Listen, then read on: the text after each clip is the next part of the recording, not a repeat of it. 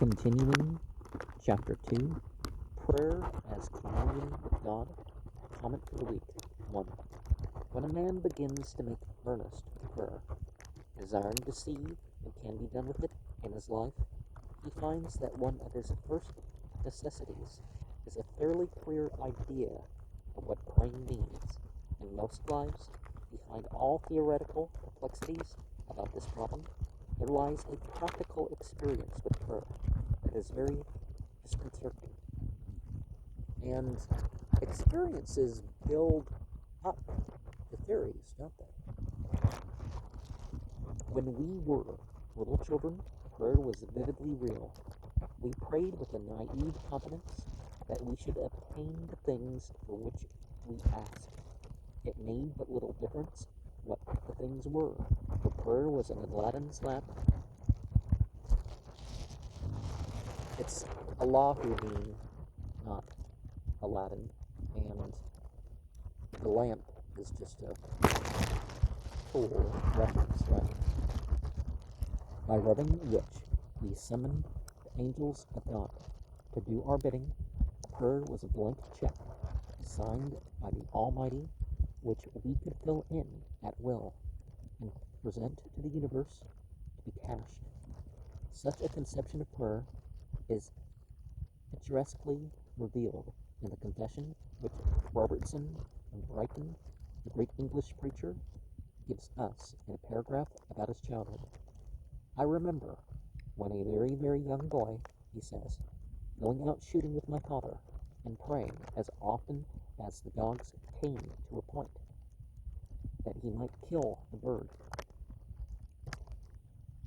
As he did not always do this, and as sometimes there would occur false points, my heart got bewildered. I believe I began to doubt sometimes the efficacy of prayer, sometimes the lawfulness of field sports. Once, too, I recollect when I was taken up with 9 other boys at school to be unjustly punished. I prayed to escape the shame. The master, previously to flogging all the others, said to me, with a great bewilderment of the whole school, "Little boy, I excuse you.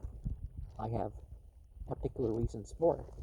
And in fact, I was never flogged during the 3 years I was at that school. And that's much better than, people going to prison, right?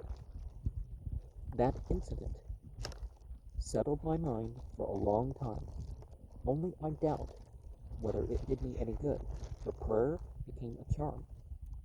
I fancied myself the favorite of the invisible.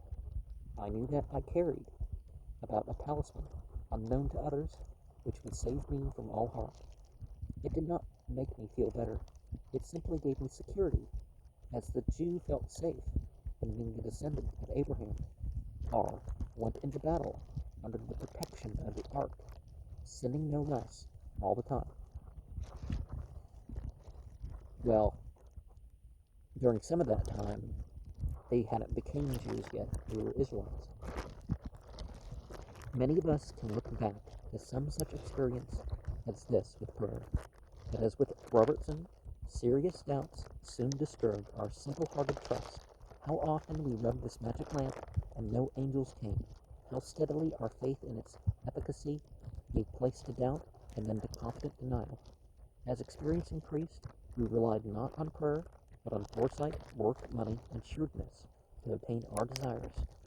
Frederick Douglass said that in the days of his slavery, he used often to pray for freedom, but that his prayer was not answered until it got down into his own heels and he ran away. In that type of prayer, we come increasingly to believe, but where then is the old trust that used to look for girls from heaven, for gifts from heaven? Indeed, when in anguish, we have cried for things on which the worth and joy of life seemed utterly to depend. Our faith has been staggered by the impotence of our petition and the seeming indifference of God. We have entered into Tennyson's crushing doubt. Mother, praying God, will save thy sailor, even while my head is bowed, his heavy shotted hammock shroud sinks in its vast and wandering grave. Part 2. The practical disappointment with prayer as a means of getting things leads in most men to one of two conclusions. Either a man gives over praying altogether, or else, continuing to pray, he seeks a new motive for doing so to take the place of his old expectation of definite results from God. Maybe there are definite results, but it's not, here and now, right? But then again, you want if you have experience in prayer, if you're satisfied in your devotion, then you're evoking results of yourself right then and there. Men used to put flowers on graves because they thought that the departed spirits enjoyed the odor. Some people did it to stave off the punishment of the grave, and they thought that it would do that. Same thing with the green stuff. Although that superstition long has been overpassed, we still put flowers on graves, but we have supplied a motive of sentiment in place of the old realistic reason. So, men who learn to pray in childlike expectation of getting precisely what they asked are disillusioned by disappointment, but they continue prayer with a new motive. Well, it was like an offering to the dead. So many cultures have this worship of the dead. Never mind if you do not obtain your requests. Men say in the second stage of their experience with prayer, remember that it does you no good. Remember that it does you good to pray. The act itself enlarges your sympathies, quiets your mind, sweetens your disposition, widens the perspective of your thought. Give up all idea that someone does anything for you when you pray. But remember that you can do a great deal for yourself. In prayer, we soothe our own spirits, calm our own anxieties, purify our own thoughts. Prayer is a helpful soliloquy, a comforting monologue, a noble form of autosuggestion. So men, returning disappointed from prayer as a means of obtaining definite results, try to content themselves with prayer as the reflex action of their own minds. This is prayer's meaning, as they see it.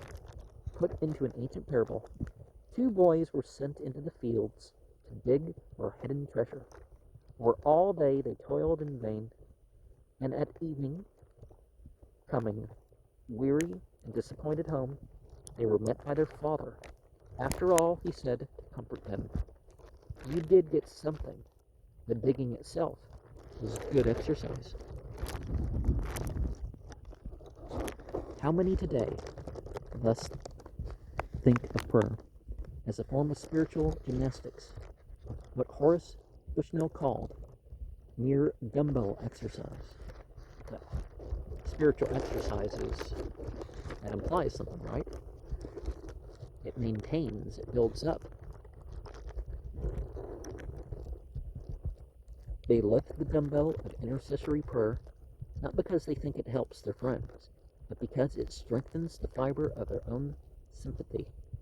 They lift the dumbbell of prayer for strength in temptation, not because God helps them, but because the act itself steadies them. Wow. You can say God helps you, and then the act helps you too. Or the act is the means of God's helping you. Prayer to them is one form of metaculture. But this kind of prayer is not likely to persist long. The thoughtful man balks at continuing to cry, "Oh God," simply to improve the quality of his own voice.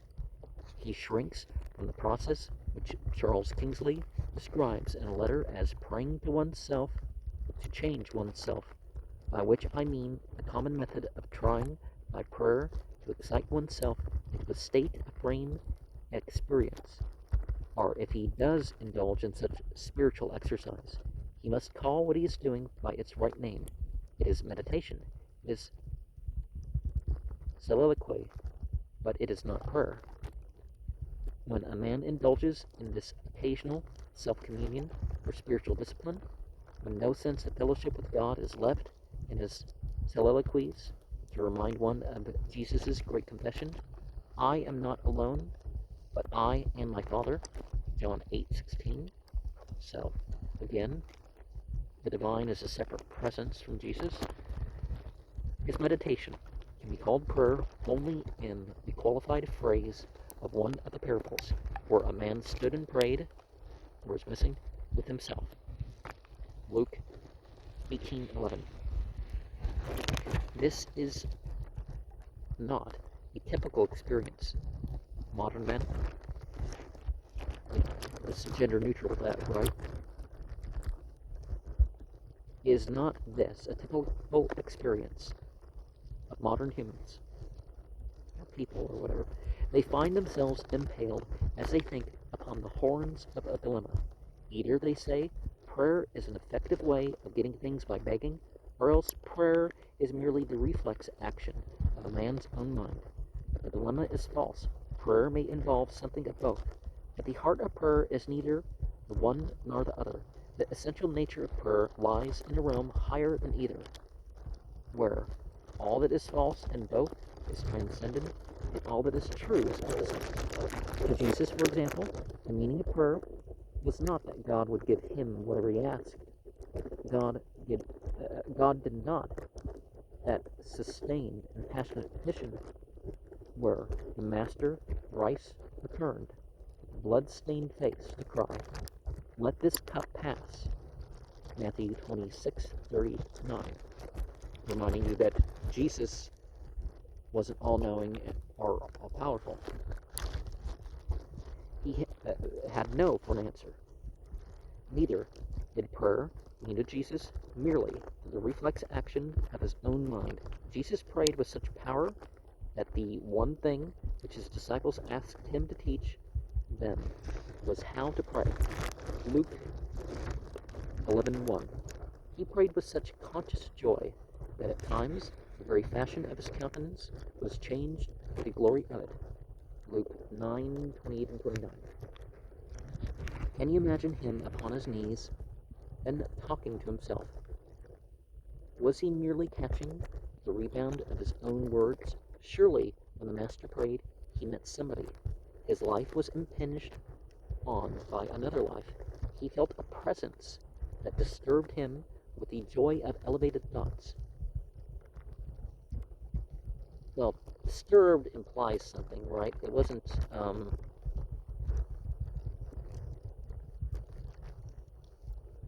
obviously it was a good thing, right? His prayer was not monologue, but dialogue, not soliloquy, but friendship. For prayer is neither chiefly begging for things, nor is it merely self-communion. It is that loftiest experience within the reach of any soul, communion with God. Of course, this idea does not answer all questions about prayer, nor exhaust all its meaning. Definite petition has its important place, and later we must consider it. But at the beginning of our study, the thought of prayer as communion with God puts the center of the matter where it ought to be. The great gift of God in prayer is himself, and whatever else he gives is incidental and secondary. Let us then consider in particular the significance which this truth has for our idea of praying. Islam also gets into that, as great as the rewards beyond imagination are going to be, the the witness of divinity directly is going to be, the greater reward. 3. For one thing, the thought of prayer as communion with God makes praying an habitual attitude, and not simply an occasional act. It is continuous fellowship with God, not a spasmodic demand for his gifts. Many people associate prayer exclusively with some special posture, such as kneeling, and with the verbal utterance of their particular wants. They often are disturbed because this act gives them no help, because it issues in no perceptible result at all. But even a casual acquaintance with the biographies of praying men makes clear that praying is to them a very different thing from saying prayers. One who, all her life, had identified with prayer certain appointed acts of devotion, properly timed and decently performed, explained, "Prayer has entirely left my life." Yet when asked whether she never was conscious of an unseen presence in fellowship with whom she found peace and strength, she answered, "I could not live without that." Well, that is prayer, not a mechanical repetition of verbal forms, as A.C. Benson puts it, but a strong and secret uplifting of the heart to the Father of all.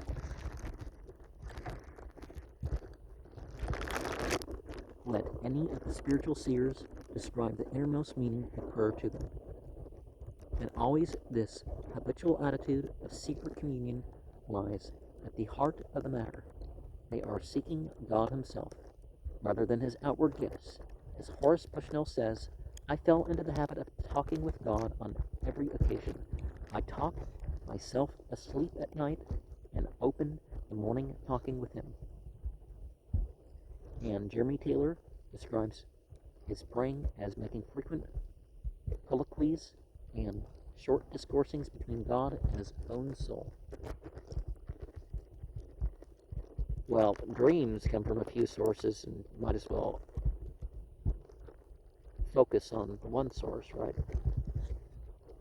And Sir Thomas Browne, famous physician, says, "I have resolved to pray more, and to pray always, to pray in all places where quietness inviteth, in the house, on the highway, and of the street, and to know no street or passage in the city that may not witness that I have not forgotten God." Ask a monk like Brother Lawrence what praying means to him, and he answered, "That we should establish ourselves in a sense of God's presence by continually conversing with him." And ask the question of so different a man as Carlyle, and the reply springs from the same idea. Prayer is the aspiration of our poor, struggling, heavy-laden soul toward its eternal Father, and with or without words ought not to become impossible, nor, I persuade myself, need it ever. To be sure, this habitual attitude is helped, not hindered, by occasional acts of devotion. Patriotism should extend over all the year, but that end is encouraged and not halted by special anniversaries, like Independence Day. Gratitude should be a continuous attitude, but all the months are thankfuler because of Thanksgiving Day. Remember the weekday to keep it holy is a great commandment, but the experience of the race is clear that to keep one day each week uniquely sacred makes all days sacreder. Now, the Bible and the Quran have the Sabbath as the sunset Friday to the sunset Saturday, but the Quran doesn't have the setting apart of, where you can't do things and all that stuff. And it gives reasons why the difference. But there is the day of the week where you attend a sermon, and that's the Friday, the day of man, as the Bible puts it. So if all hours are to be in some degree God-conscious, some hours should be deliberately so. The biographies of praying men reveal regularity as well as spontaneity. One would expect John Wesley to undertake anything methodically, and prayer is no exception. In addition to his voluminous journal, Wesley kept diaries, scores of which have been preserved. And on the first page of each this vow is found: "I resolve, Dio Juvanta, 1, to devote an hour morning and evening, to private prayer, no pretense, no excuse whatsoever. And 2, to converse, kata theon, face to face with God, no lightness, no eutrapelia, facetiousness. The greatest praying has generally meant habitual communion with God that expressed itself in occasional acts, and occasional acts they deepened habitual communion. But whatever the method, alike the basis and the end of all was abiding fellowship with God. There is a viewless, cloistered room as high as heaven, as fair as day, where though my feet may join the throng, my soul can enter in and pray. One hearkening even cannot know when I have crossed the threshold o'er, for he alone who utters my prayer has heard the shutting of the door. That absent letter thing, replacing with a glottal stop or something like that, I don't much like that. I'm sure I've used it at some point, but 4.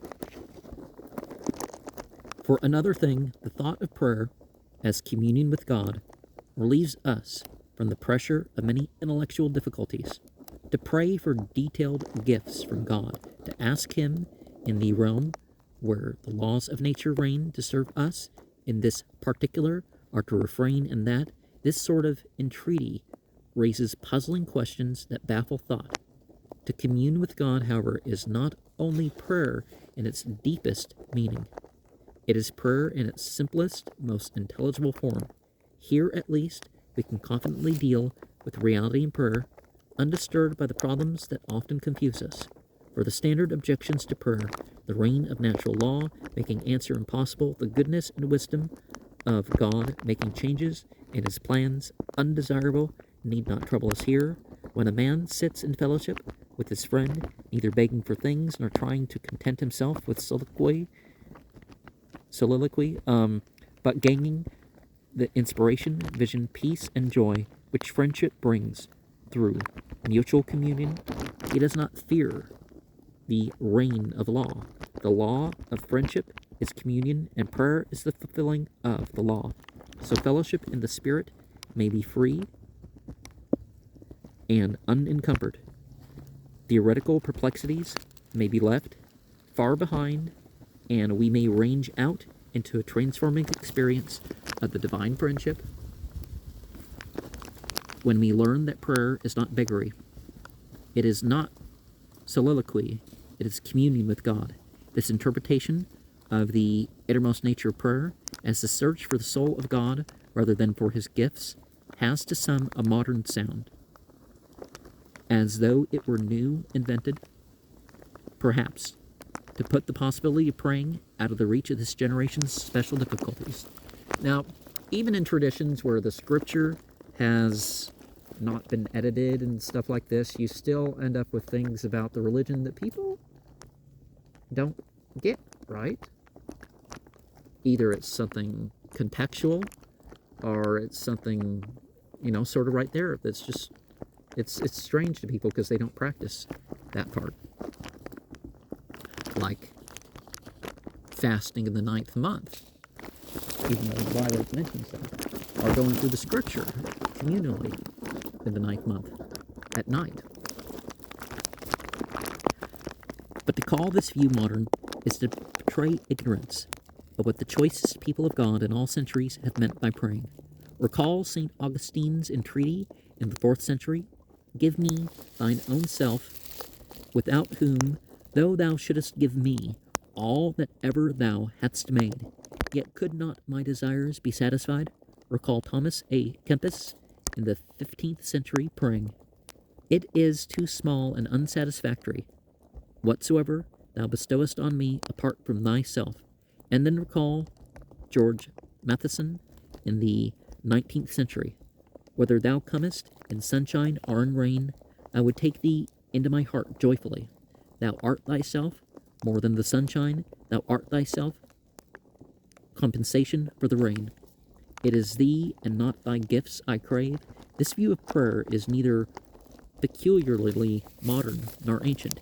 It is the common property of all Christian seers who have penetrated to the heart of praying. The intellectual puzzles are found in the fringes of prayer.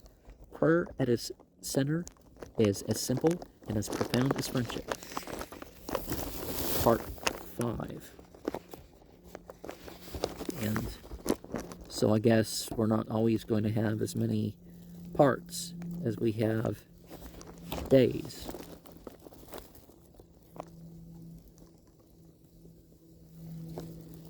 The inevitable effect of this sort of communion is that God becomes real. Only to one who prays can God make himself vivid. Robertson of Brighton has already described for us his crude ideas of prayer in his boyhood. Listen to him, however, as, at the age of 25, he writes, "It seems to me now that I can always see in uncertainty the leading of God's hand after prayer. When everything seems to be made clear and plain before the eyes, in 2 or 3 instances I have had evidence of this which I cannot for a moment doubt. An experience like this makes God vivid. But to many people God is only a vague being in whom they dimly believe, but with whom they have no dealings. They have heard of him in the home from childhood, and never have entirely escaped the influence of their early teaching about him.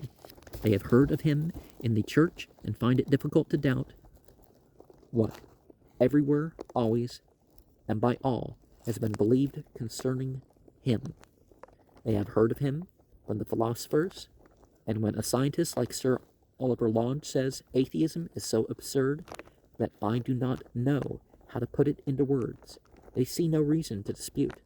But all this is like the voice of many astronomers saying that there are rings about Saturn. Men believe it who never saw the rings. They believe it, but the rings have no influence upon their lives. They believe it, but they have no personal dealings with the object of their faith. So men think that God is, but they never have met him.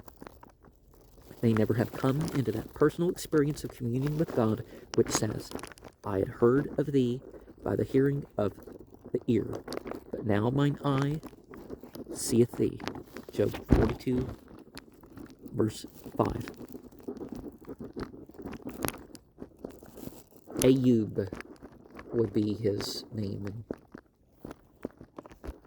the biblical language.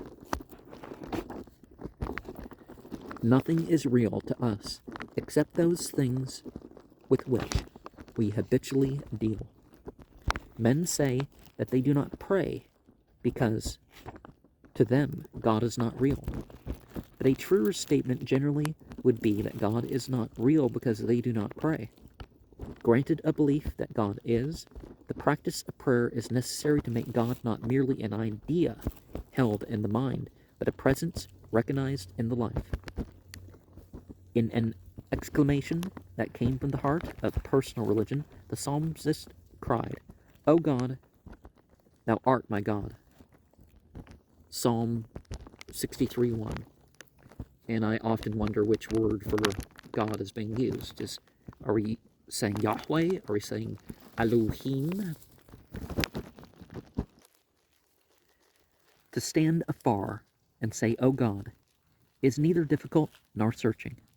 We do it when we give intellectual assent to a creed that calls God infinite in being and perfection, almighty, most wise, most holy, most free, most absolute, working all things according to the counsel of his own immutable and most righteous will. In such a way to say, O God, is easy, but it is an inward and searching matter to say, O God, thou art my God. The first is theology, the second is religion. The first involves only opinion. The second involves vital experience. The first can be reached by thought. The second must be reached by prayer. The first leaves God afar off. The second alone makes him real. To be sure, all Christian service, where we consciously ally ourselves with God's purpose, and all insight into history, where we see God's providence at work, help to make God real to us. But there is an inward certainty of God that can come only from personal communion with God. God, said Emerson, enters by a private door into every individual. Well, God's supposed to be the furthest out and the furthest in and around everything in between, but not this creation. One day in Paris, a religious procession carrying a crucifix passed Voltaire and a friend. Voltaire, who was generally regarded as an infidel, lifted his hat. "What?" the friend exclaimed. "Are you reconciled with God?" And Voltaire, with fine irony, replied, "We salute, but we do not speak." That phrase is a true description of many men's relationship with God. They believe that God is. They cannot explain the universe without him. They are theists, but they maintain no personal relationships with him. They salute, but they do not speak. They believe in the church, and especially in the sensitive moments when some experience has subdued them to reverence. They are moved by the dignity and exaltation of the church's services, but they have no personal fellowship with God. They salute, but they do not speak. When men complain, then, that God is not real to them, the reply is fair. How can God be real to some of us? What conditions have we fulfilled that would make anybody real? Well, we get the opportunity to make the right decisions with what we have. Those earthly friendships have most vivid reality and deepest meaning for us, where a constant sense of spiritual fellowship is refreshed occasionally by special reunions.